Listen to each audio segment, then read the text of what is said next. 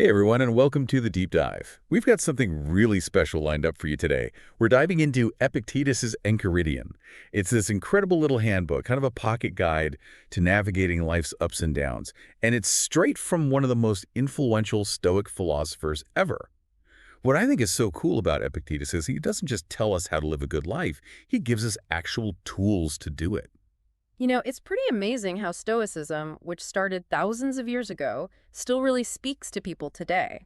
I wonder if it's because the world just feels so out of control these days, and Stoicism helps us find some solid ground in all the chaos. I think you're right.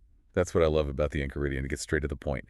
Like right away in the first section, Epictetus says, there are things which are within our power, and there are things which are beyond our power. It's so simple, but so profound. Absolutely, it's like he's giving us this key to unlock a whole new way of seeing the world and our place in it. So much of our stress comes from fixating on things we can't control. Things like the weather or the economy, what other people think. But Epictetus is saying, hey, focus your energy on what you can control: your own thoughts, your actions, how you react to things. And he gives us such vivid examples to make this point, like in section 7, where he talks about a ship at anchor. That's one of my favorites in the whole book. Ah, yes, the ship analogy. It's such a smart way to understand that idea of non-attachment. Epictetus says, let me see. If you are going to sail to Rome, you may be delayed by unfavorable winds or you may be wrecked, but the ship and the cargo and the crew are not your own. They are things which are given to you for a time and then taken away. It's such a powerful image. You're on this journey, and you might stop at all these different ports, enjoy the view, stock up on supplies, but you always have to be ready to let go when it's time to sail again. Right. The ship represents our life, and those ports are like the things we encounter along the way: relationships, possessions, achievements. We can enjoy them while they're there, but we shouldn't get too attached because, in the end, they're not really ours to control.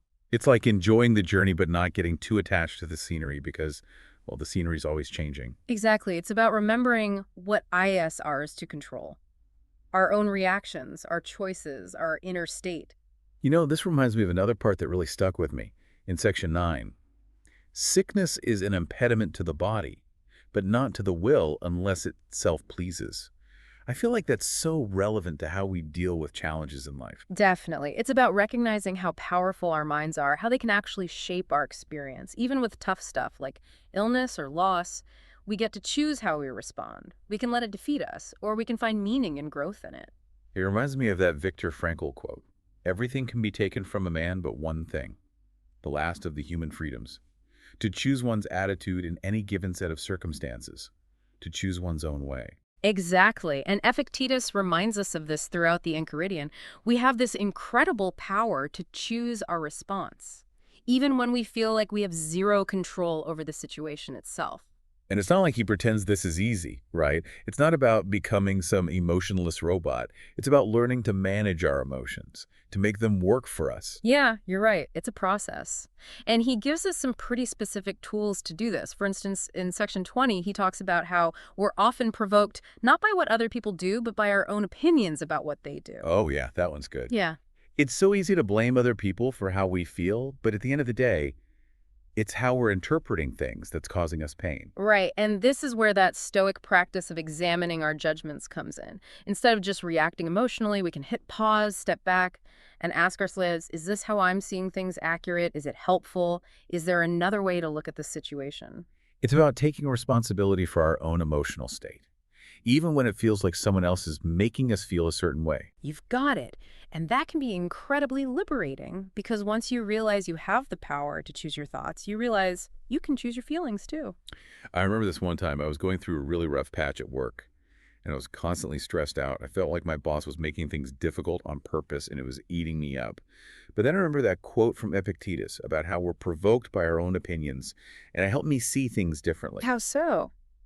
Well, I realized I was putting so much energy into things I couldn't change. My boss's behavior, the company's policies, and it was making me miserable. But when I started focusing on what I could control, my attitude, how much effort I put in, how I reacted, it was like a huge weight was lifted. It didn't magically solve all the problems at work, but it gave me a sense of agency, like I had some control over my own well-being. That's a perfect example of how these ancient Stoic principles can apply to our everyday challenges. It shows what Epictetus is trying to teach us. Real freedom comes from mastering ourselves, not from trying to control everything around us. And he gives us so many practical tips to do that. Like in section 46, where he says to stop talking about philosophy and just live it. It's like he's saying, don't just read about this stuff, put it into practice. Right. It's about walking the walk, not just talking the talk. And that's what we're all about here on the Deep Dive. We're not just giving you information, we're giving you tools you can actually use to live a more fulfilling and meaningful life. Exactly. And speaking of putting those tools into practice, there's another section I wanted to bring up, section 12. Epictetus talks about starting with the small things. Oh, yes. Like if you spill some oil or a servant breaks a glass, don't make a big deal out of it. It's the price of tranquility. Exactly. He's basically saying, don't sweat the small stuff, which is a great reminder, especially these days when we're constantly bombarded with information. It's easy to get caught up in the chaos and lose sight of what truly matters. And even those little annoyances can be chances to practice our Stoic skills. Like, next time I spill my coffee, I'm going to try to channel my inner Epictetus and just laugh it off instead of stressing about it. That's the spirit. It's not just about ignoring small annoyances, though. It's also about being mindful of how we react to the bigger challenges. Right. And he talks about this directly in section 14. What was that quote again? It's a good one. He says, "A man's master is he who is able to confer or remove whatever that man seeks or shuns." Okay, unpack that one for me. What's he getting at? He's saying that if we tie our happiness to things outside our control, like a promotion or winning the lottery, we're setting ourselves up for disappointment. And we end up losing our freedom. We become slaves to those external things. So true freedom comes from knowing that we have the power to choose our response no matter what happens. Yes. It's about realizing that our inner world is the one place where we truly have agency. And that's where the real work of Stoicism is. It's a constant practice, being aware of ourselves, noticing when we're getting caught up in external things, and gently bringing our attention back to what matters. It's about recognizing that our inner world is the one place where we truly have agency. And that's where the real work of Stoicism is. It's a constant practice, being aware of ourselves, noticing when we're getting caught up in external things, and gently bringing our attention back to what matters. So, okay, I'm with you so far. But how do we actually do that? It's one thing to read about it, but putting it into practice, in the heat of the moment when you're feeling stressed or angry, that feels different. You're right, it takes practice. And that's why Epictetus gives us so many tools, practical exercises, mental models. And he gives us these really memorable examples, like the banquet analogy in section 15. It's such a simple way to think about how we approach our desires and expectations. Oh, yeah. He says to be like a guest at a banquet, take what's offered gracefully, but don't crave what you don't have.